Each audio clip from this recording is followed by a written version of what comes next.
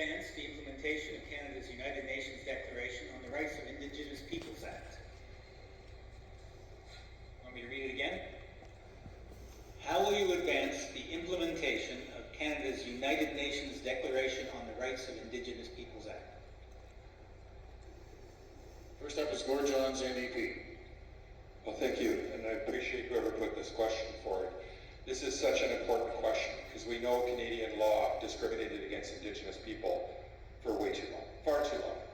And actually, the United Nations Declaration on the Rights of Indigenous Peoples, first, I want to give a huge shout out to all First Nations, Métis, and Inuit people, because it was their hard work that persevered and pushed and were determined to get Canada to implement the United Nations Declaration on the Rights of Indigenous Peoples so that we could harmonize our Canadian law so that it worked with Indigenous peoples, and also to ensure that we reform all of our laws to do so. Now, we haven't done enough on this, and we need to do more. Romeo Saganash from the NDP is actually the one who tabled the first bill on UNDRIP, and he started his cross-country tour right here with Nuu-uu-ta-meek.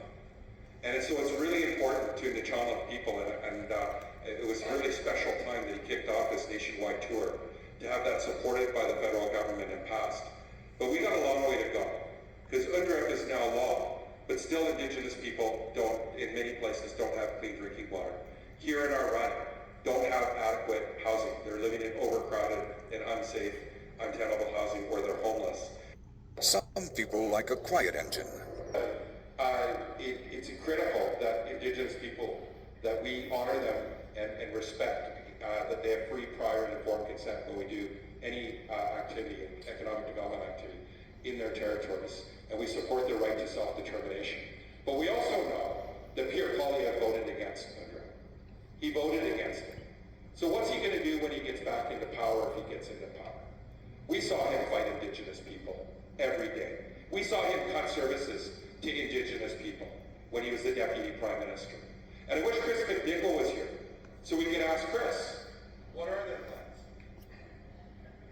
Thomas Gamble, please respond to that.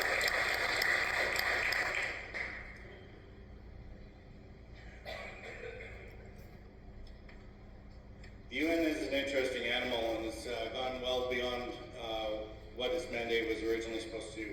The purpose of the UN is to keep us out of hell. It's not to try and bring around heaven on earth.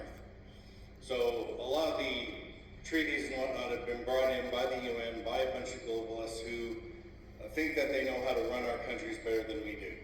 We have enough trouble just sorting out our national politics or our provincial politics. So what makes us think that we're going to get better representation by the UN with a bunch of unelected bureaucrats over there? One of the main things that we won't get into the sovereignty bit. As far as the Indigenous policy for the PPC, we can see how decades of top-down governance from the federal level has completely failed Indigenous communities. When other parties talk about building all the homes to try and deal with the demand, I think the Indigenous policies of that we look at and the housing issues that happen on reserves are indicative of how bad government is at trying to do things like housing, and it should be out of that business. The policy for the PPC is to basically repeal the Indian Act and the other federal dependency structures that leaves Indigenous people as pseudo wards of the state or in this weird area of flux. Supporting self-government, property rights, and economic freedom. The idea will be to renegotiate with the Indigenous for real independence instead of continuing dependency on the federal level. Thank you. Jesse Musial, Christian Heritage Party.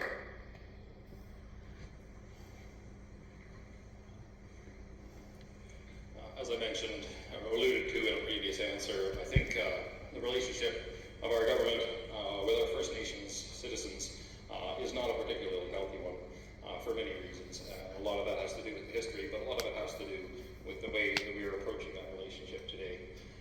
As I mentioned before, there are ways to relate that are empowering, and there are ways to relate that really enable or even contribute to ongoing cycles that are not constructive. I think that it is critical that we recognize and acknowledge and respect the first peoples that have been in our country, in this territory for centuries. But at the same time, I think we can go too far and send the message that their welfare is the government's responsibility, and therefore that they are encouraged not to take more license and agency over their own well-being, over their own determination. So I think that the way that we are going about this conversation, the way that our government and policies have treated First Nations, we're adding harms on top of harms, in my opinion. I think we can do more to send the message that that each and every one of us has the opportunity and the ability to take care of ourselves, to take care of our families, to take care of our elders, and that the more that we depend on the government for the means to do that, the more that we're depending on an entity that will make mistakes and will leave out important things. There's no way that a federal policy can adequately address every single different situation across our country. So I think we need to give more power to our First Nations, and part of that is how we treat them and how we speak about the conversation. Thank you. Teresa Knight, Animal Protection Party. Well, this is a pressing problem. The First Nations were here first, and we owe them a lot. But I don't have the answers. What I think must be done is that we have to talk with them, and then they come up with ideas as to how they would like to go forward, and we would facilitate and make it easy for them to do that in whatever ways we can.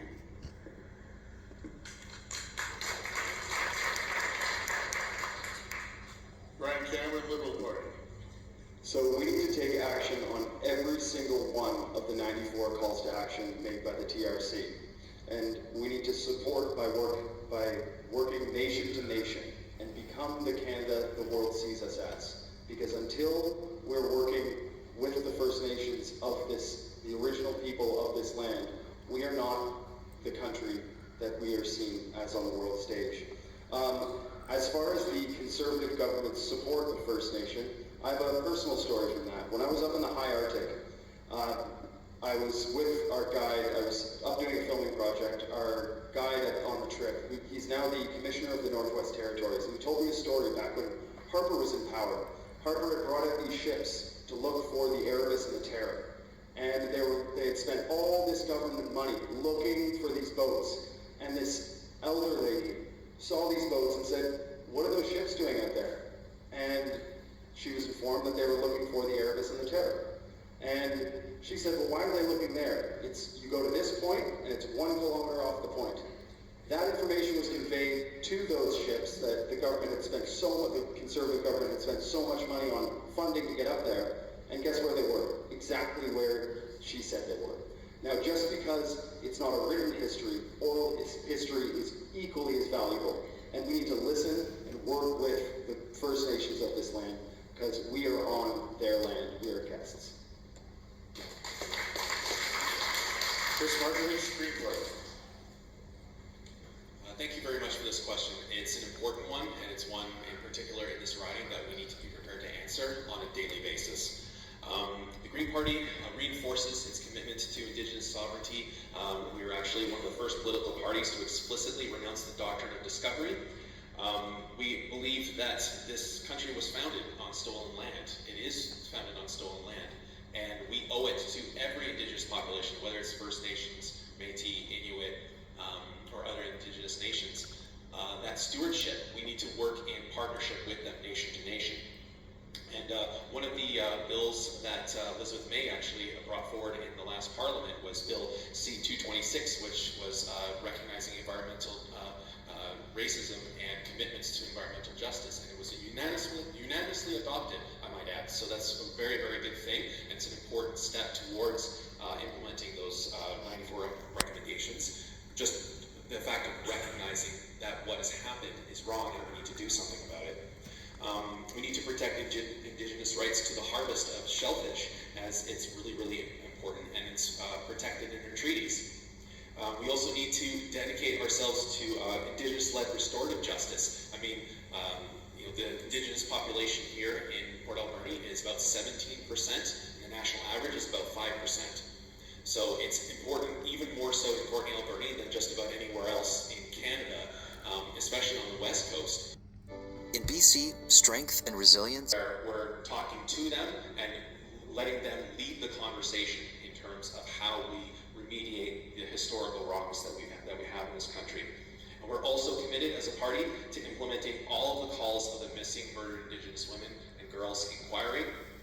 And it's definitely important that we talk to all of the relevant partners that are working, that are doing this important work, and make sure that we let them lead and we have to follow them. Thank you.